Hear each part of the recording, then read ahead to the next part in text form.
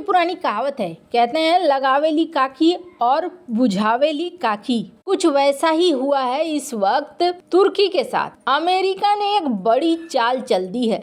जानेंगे तुर्की के साथ कौन सी चाल चल दी है। तो वहीं दूसरी तरफ मालदीव की खैर नहीं, 24 घंटे के अंदर एक बड़ा बवाल मचा है। डोनाल्ड लू मालदीव जा रहे हैं और इस खबर भर से ही टेंशन में आ गया है मालदीव। जानेंगे क्या है मामला। जियोपॉलिटिक्स में इस वक्त बहुत कुछ चल रहा है, जानने को आपको बहुत कुछ मिलेगा। आइए जानते हैं इन खबरों को विस्तार से। अमेरिका ने एक बड़ी चाल चली है। अमेरिका ने तुर्की को 23 अरब डॉलर के F-16 फाइटर जेट बेचने और अपग्रेड की मंजूरी दे दी है। लेकिन इसके साथ ही तुर्की के कट्टर दुश्मन ग्रीस को 8.6 अरब डॉलर के स्टील्थ F-35 लड़ाकू विमानों की बिक्री की मंजूरी भी दी है।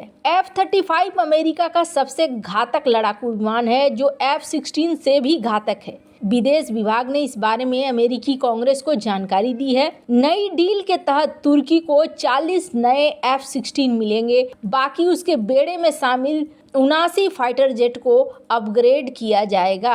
इसको बिक्री में 40 F-35 lightning II joint strike fighters और इससे जुड़े उपकरण शामिल हैं। इससे पहले राष्ट्रपति बाइडेन ने तुर्की को F-16 की बिक्री के लिए अधिसूचना प्रक्रिया शुरू करने के अपने फैसले के बारे में बताया था, जो पूरी तरह तुर्की की ओर से स्वीडन को नाटो में शामिल होने के मंजूरी पर निर्भर था। अमेरिका ने तुर्की को हथियारों की बिक्री तब दी है जब उसने स्वीडन को नाटो में शामिल होने की मंजूरी दी है। एक बयान के मुताबिक बाइडेन ने कांग्रेस को बिना किसी देरी के मंजूरी देने का आग्रह किया। अमेरिकी कांग्रेस में प्रमुख हस्तियों ने पहले तुर्की को लड़ाकू विमानों की बिक्री पर संदेह जताया था और ग्रीस के साथ समझौते को अपनी प्राथमिकता बताई थी। ग्रीस ने 2020 में अमेरिका से F-35 लड़ाकू विमान खरीदने में रुचि दिखाई थी। ग्रीस और तुर्की के बीच ऐतिहासिक और वर्तमान के तनाव के कारण इस डील में होने में कठिनाई थी। प्रथम विश्व युद्ध के बाद ओटोमन साम्राज्य के पतन के बाद सीमा को लेकर दोनों देशों में युद्ध छिड़ गया। दोनों देश नाटो के सदस्य हैं, इसके बावजूद उनमें तनाव जारी है। तुर्की का दावा है कि ग्रीस ने देशों के बीच शांति संधियों का उल्लंघन करते हुए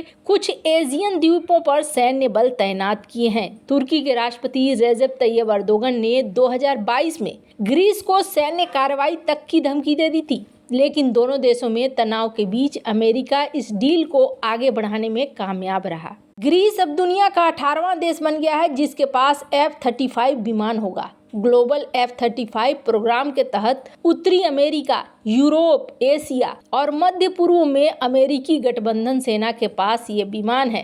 खैर, जहां एक तरफ ये सारा कुछ खेल हो रहा है, तो वहीं दूसरी तरफ मैंने कहा था ना, इतना आसान नहीं होने वाला है मालदीव का सारा सिस्टम। स्क्रीन पर एक आर्टिकल देख रहे हैं आप, और इस आर्टिकल में आपको दिख रहा है NI की ये खबर, जिसमें डोनाल्ड लू भारत आ रहे हैं। 26 से 31 तक उनकी ये यात्रा रहेगी इधर, और इस यात्रा में ये पहले भारत आएंगे। भारत में यहाँ इंडिया US फोरम चल रहा है। इस इंडिया US फोरम में ये एंट्री लेंगे और यहाँ पर जो भी भाषण वगैरह देना है वो भाषण देंगे, और उसके बाद ये यहाँ से रवाना होंगे। और यहाँ से रवाना होकर पहुँचेंगे कहाँ, तो आपको बता दें ये पहुँचेंगे अपने डेलीगेशन के साथ मालदीव, और यहाँ पर मालदीव के अधिकारियों के साथ मिलेंगे ताकि अमेरिका और मालदीव के बीच सहयोग स्थापित किया जा सके, और जो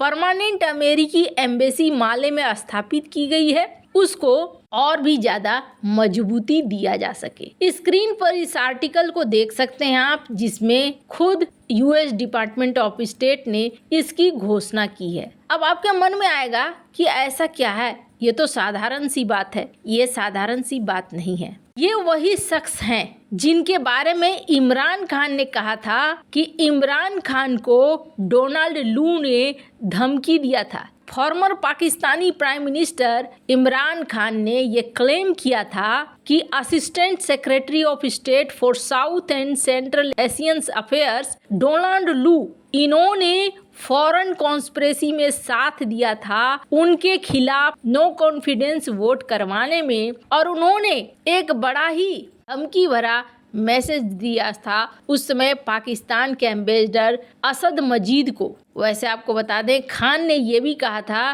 कि लू ने धमकी दी थी कि अगर Pakistani PM no confidence vote के सामने नहीं आते हैं तो फिर मुश्किलें खड़ी होंगी। है इमरान खान का ये कहना था कि यूएस की एम्बेसी बहुत ही ज्यादा इंटरफेयर कर रही थी। लू एक फॉरेन सर्विस ऑफिसर है जिनको 30 साल से ज्यादा अनुभव है अमेरिका के गवर्नमेंट सर्विस में, और आपको बता दें ये deputy chief of mission in India भी रह चुके हैं 2010 से 2013, और इसके बाद से वो assistant secretary of state for south and central Asia भी रह चुके हैं। टॉप यूएस डिप्लोमेट हैं जो काफी जगह काम कर चुके हैं। खैर, अब आपको बता दें, मीडिया रिपोर्ट के मुताबिक मालदीव को अब तक करीब 400 करोड़ रुपए का नुकसान हो चुका है। मालदीव के 180 होटल्स के लिए भारतीय पर्यटक ही मुख्य बाजार हैं। मालदीव के होटलों का लग्जरी ब्रांड सोनेवा, इनके सीईओ का कहना है कि आने वाले समय में मालदीव में भारतीय पर्यटकों की संख्या सामान्य नहीं होने वाली है। पिछले दिनों जिस तरीके से यहाँ पर टेंशन बढ़ा, उसे देखते हुए अब ऐसा लग रहा है जैसे कि यहाँ इस मामले में अब अमेरिका की भी एंट्री हो रही है। वैसे आपको बता दें, अमेरिका की पहले भी यहाँ पर एंट्री हुई है। 2021 में भी लू मालदीव आए थे और यहाँ पर मालदीव में उन्होंने मुलाकात करी थी, पर अभी के लिए ये बेहद महत्वपूर्ण हो जाता है। जैसा कि हमने आपको बताया, इंडो पैसिफिक कमांड के सीनियर कमांडर का मिलना और उसके बाद लू का पहुंचना, ये बहुत सारी मायने रखते हैं। वैसे आपको बता दें, मालदीव के राष्ट्रपति ने बार बार इस बात को कहा है कि चाइना मालदीव के स्वतंत्रता की सम्मान करता है, संप्रभुता का सम्मान करता है, और मालदीव चाइना के बीच रिश्ते और भी ज्यादा आगे बढ़ेंगे। हालांकि ये समझ में नहीं आ रहा है कि इतना ज्यादा एग्जाम्पल पहले से ही भरा पड़ा है, उसके बावजूद ये कैसे इस बात को कह सकते हैं कि अभी संप्रभुता का सम्मान करता है। खैर, अभी बहुत सारी कहानी है जो मालदीव में होनी बाकी है, और ऐसे लगता है जैसे जल्द ही अभी और भी बहुत सारी खबरें आपको मालदीव को लेकर सुनने को मिलेगी। वैसे इन सब मामले में आपकी क्या राय है, कमेंट कर जरूर बताएं। जल्द मिलते हैं अगले वीडियो में नई खबर के साथ।